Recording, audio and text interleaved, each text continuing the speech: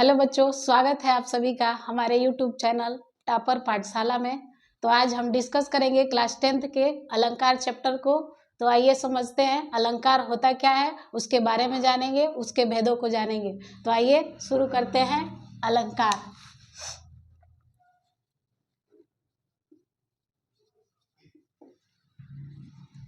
तो सबसे पहले समझेंगे कि अलंकार होता क्या है। अलंकार का काम क्या होता है? काव्य की शोभा बढ़ाना। ठीक है, अलंकार का मतलब क्या होता है?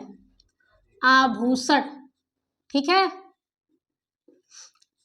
जिस प्रकार स्त्री जब आभूषण पहनती है तो कैसी दिखती है? सुंदर दिखने लगती है। उसी प्रकार जब काव्य में हम अलंकार को जोड़ लेते हैं, चाहे ले लेते हैं, तो हमारे काव्य की क्या बढ़ जाती है? शोभा बढ़ जाती है या सुंदरता बढ़ जाती है। तो सबसे पहले जानेंगे कि अलंकार किन दो शब्दों से मिलकर बना होता है। तो अलंकार दो शब्दों से मिलकर बना होता है। अलंकार दो शब्दों के योग से मिलकर बना होता है। पहला होता है अलम। अलम का अर्थ क्या होता है? भूषण, ठीक, या आभूषण कह सकते हैं। दूसरा होता है कार, अर्थात इसका मतलब हो जाएगा करने वाला, अर्थात कह सकते हैं भूषण या शोभा बढ़ाने वाले को ही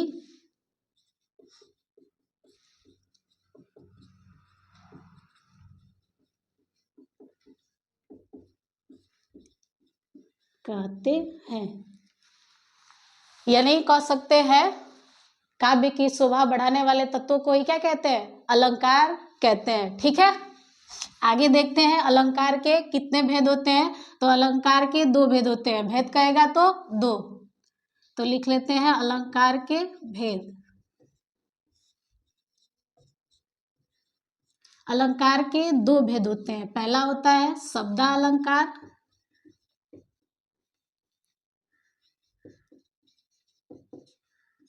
और दूसरा होता है अर्थालंकार। पहला क्या होता है? शब्दालंकार, दूसरा अर्थालंकार। तो जो शब्दों को चमत्कृत करता है उसको शब्दालंकार कहते हैं, और जो अर्थों को चमत्कृत करता है उसको क्या कहते हैं? अर्थालंकार।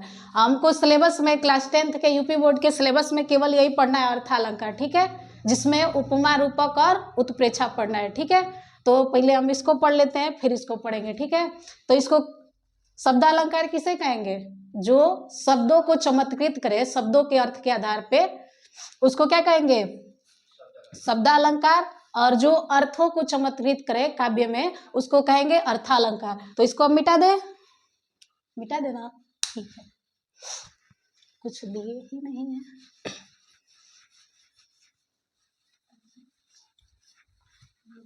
आइए पढ़ते हैं हम। पहला क्या है? पहला अर्थालंकार। यूपी बोर्ड को अगर देखें तो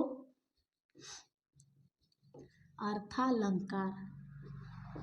अब इसमें भी क्लास 10th में कौन कौन सा अलंकार पढ़ना है? पहला उपमा, दूसरा रूपक और तीसरा उत्प्रेक्षा। तीन ही अलंकार पढ़ना है क्लास 10th में ना। तो देख लेते हैं इसके बारे में। पहले इसकी परिभाषा।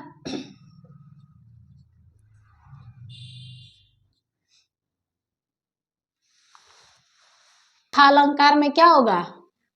जो अर्थों को चमत्कृत करे काव्य में, उसको क्या कहेंगे? अर्थालंकार। तो लिख लो, जो अर्थों को चमत्कृत करे उसे क्या कहते हैं?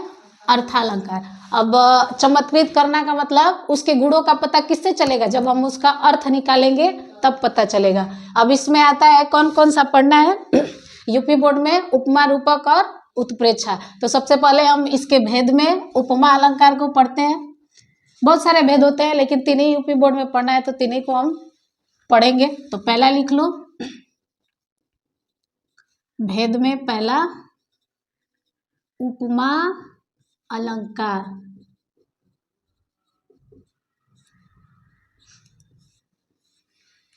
उपमा अलंकार किसे कहेंगे? उपमा का मतलब क्या होता है? तुलना। ठीक है, तो इसमें हम पढ़ते हैं कि उपमा का परिभाषा क्या होता है। ठीक है, तो परिभाषा लिख लेते हैं उपमा अलंकार का। परिभाषा, तो इसका परिभाषा होता है जहां उपमेय से उपमान की तुलना की जाए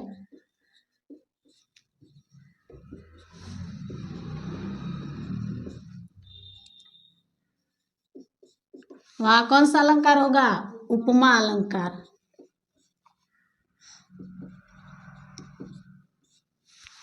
इसका अर्थ क्या होता है?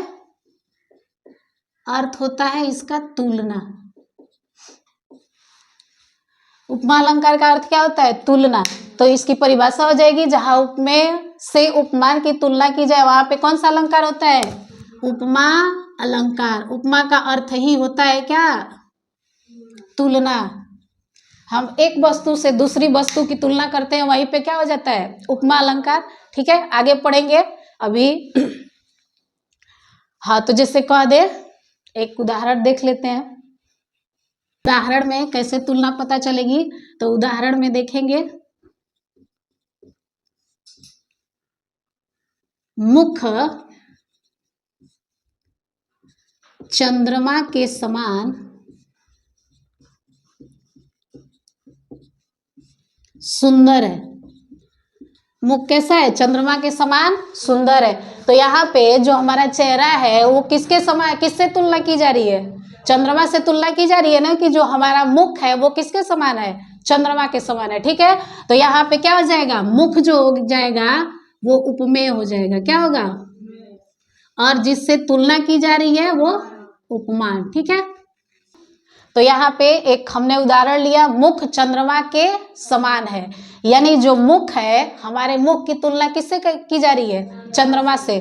तो जो मुख होगा वो उपमेय हो जाएगा और जो चंद्रमा होगा वो क्या हो जाएगा? उपमान। यहाँ परिभाषा में क्या कहा गया है? जहां उपमेय से उपमान की तुलना की जाए, उपमेय से उपमान की तुलना की जाए, वही क्या होता है? उपमा अलंकार। ठीक है, उपमा का मतलब क्या हो जाएगा? तुलना। समझे आप? आगे इसके 4 अंग होते हैं। उपमा अलंकार के कितने अंग? 4 अंग। उपमा अलंकार के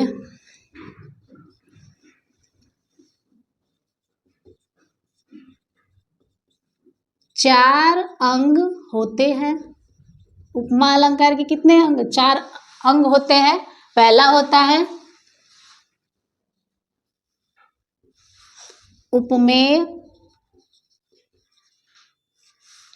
दूसरा होता है उपमान, तीसरा होता है वाचक शब्द और चौथा होता है साधारण धर्म। एक बार और देखोगे बाबू, उपमा अलंकार का अर्थ क्या होता है? तुलना। और परिभाषा क्या हो जाएगी? जहां उपमेय से उपमान की तुलना की जाए वही क्या होता है? उपमा अलंकार। जहां उपमेय से उपमान की तुलना की जाए वहां उपमा अलंकार होता है, चाहे उपमा अलंकार कहते हैं। उदाहरण देख लेंगे, मुख चंद्रमा के समान सुंदर है। मुख चंद्रमा के समान सुंदर है, तो मुख की तुलना किससे की जा रही है? चंद्रमा से। यानी जो हमारा मुख है किसके समान सुंदर है? चंद्रमा के समान सुंदर है। तो मुख उपमेय और चंद्रमा उपमान हो जाएगा। आगे उपमा अलंकार के कितने अंग होते हैं? 4 अंग। कितने होते हैं? 4 होते हैं। जिस प्रकार हमारा जो शरीर है किससे मिलके बना है? अंगों से। वैसे ही चारों अंगों से मिलके कौन सा क्या बनता है? उपमा अलंकार। पहला होता है उपमेय, दूसरा होता है उपमान, तीसरा वाचक शब्द और चौथा साधारण धर्म। अब हम देखेंगे एक उदाहरण के माध्यम से ये चारों को देखेंगे। उदाहरण में ही कहाँ कहाँ आते हैं और किसको कहेंगे ये चारों। ठीक है, अब आगे इस उदाहरण को हम ले लेते हैं और उपमेय उपमान वाचक शब्द और साधारण धर्म को पढ़ेंगे। ठीक है, उपमा अलंकार के कितने अंग? 4। पहला क्या है? उपमेय, यानी उपमेय किसको कहेंगे? जिसकी तुलना की जाती है। जिसकी तुलना की जाती है उसको क्या कहते हैं? जिसकी तुलना की जाती है उसे कहते हैं उपमेय। ठीक है, दूसरा है उपमान, यानी जिससे तुलना की जाएगी वही क्या हो जाएगा? जिससे तुलना की जाए वही क्या होता है? उपमान। देखो यहाँ पे जिसकी तुलना की जाए, यानी मुख चंद्रमा के समान है। किसकी तुलना की जा रही है? मुख की तुलना की जा रही है, तो मुख हो जाएगा उपमेय। और किससे तुलना की जा रही है? चंद्रमा से, तो वो क्या हो जाएगा? उपमान हो जाएगा। ठीक है, अगला है वाचक शब्द। अलंकार में वाचक शब्द किसको कहते हैं? वाचक शब्द। तो वाचक शब्द कौन होता है? अलंकार में सा, से, सी, समान, सम, सरिस, ये जहां भी आता है उसी को क्या कहते हैं? वाचक शब्द कहते हैं। तो इसमें समान है ना जी, तो समान क्या हो जाएगा? वाचक शब्द हो जाएगा। तो वाचक शब्द किसको कह लेंगे? सा, से, सम, सरिस, ये सब क्या होते हैं? वाचक शब्द होते हैं। ठीक है, अब देख लेते हैं चौथा क्या था? साधारण धर्म। अब साधारण धर्म किसको कहेंगे? ये जो उदाहरण दिया गया है इसमें इन दोनों में कौन सा शब्द जो है वो कॉमन है? कौन सा शब्द कॉमन है? को सुंदर जो है, यहाँ पे देखोगे जो सुंदर है वो दोनों में कॉमन है। जो मुख है हमारा वो भी सुंदर है और चंद्रमा भी क्या है? सुंदर है। तो जो दोनों में कॉमन होता है, उपमेय और उपमान में जो दोनों कॉमन होता है उसी को क्या कहते हैं? साधारण धर्म। ठीक है, तो इसमें क्या कह सकते हैं? उपमेय तथा उपमान में दोनों, उपमेय तथा उपमान दोनों में हो कॉमन को। ठीक है, हाँ, तो इसमें बताओगे मुख जो है क्या है? उपमा है, उपमेय है, और चंद्रमा क्या है? उपमान। और जो समान है वो क्या है? वाचक शब्द। और जो सुंदर है दोनों में जो है, यानी मुख भी सुंदर है और चंद्रमा भी क्या है? सुंदर है, तो सुंदर क्या हो जाएगा? साधारण धर्म। तो समझ में आ गया उपमा अलंकार। उपमा अलंकार किसे कहते हैं? जहां उपमेय में उपमेय से उपमान की तुलना की जाए उसे क्या कहते हैं? उपमा अलंकार। उपमा अलंकार के कितने भेद? 4। कौन कौन? उपमेय, उपमान, वाचक शब्द, साधारण धर्म। उपमा अलंकार के 4 भेद: उपमेय, उपमान, वाचक शब्द और साधारण धर्म। समझ में आ गया? अब एक उदाहरण लिखते हैं, बताना